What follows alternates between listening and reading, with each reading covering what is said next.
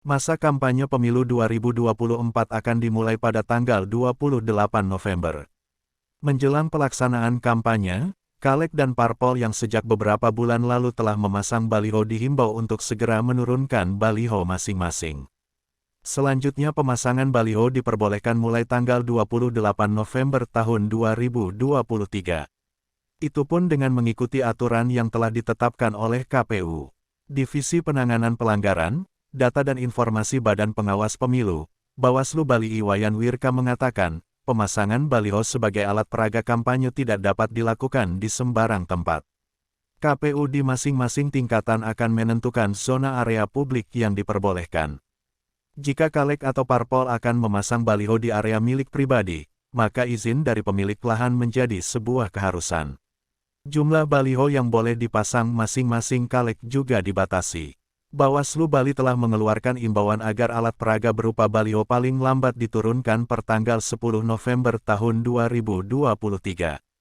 Penurunan baliho caleg dilakukan mengingat pada tanggal 3 November tahun 2023 telah dilakukan penetapan DCT yang berarti caleg kini menjadi subjek hukum yakni sebagai peserta pemilu. Dengan demikian, kata Wirka, caleg memiliki kewajiban untuk tunduk pada aturan kampanye. Pelanggaran terhadap aturan kampanye akan dikenakan sanksi, baik lisan, tertulis dan sanksi lainnya. Pertama kami ingin mengajak masyarakat pemilih ikut berpartisipasi sebagai pengawas partisipatif yang menyampaikan segala bentuk informasi dugaan pelanggaran pemilu ke Bawaslu terdekat.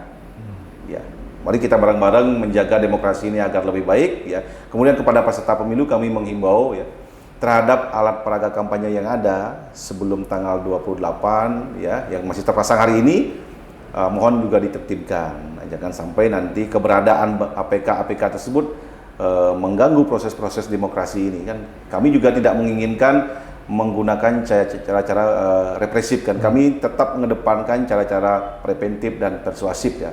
Jadi kenapa kami meminta partai politik sendiri yang menurunkan ya agar nanti benda-benda yang diturunkan itu masih bisa berdaya guna untuk dipasang pada tanggal 28 November nanti. Demikian tetap kami mengawasi pemilu dan bersama rakyat kami juga ikut mengawasi pemilu. Jadi demokrasi ini akan lebih bagus apabila semua terlibat di dalam proses pengawasan pemilu. Wirka mengajak masyarakat bersama-sama mengawasi pelaksanaan kampanye.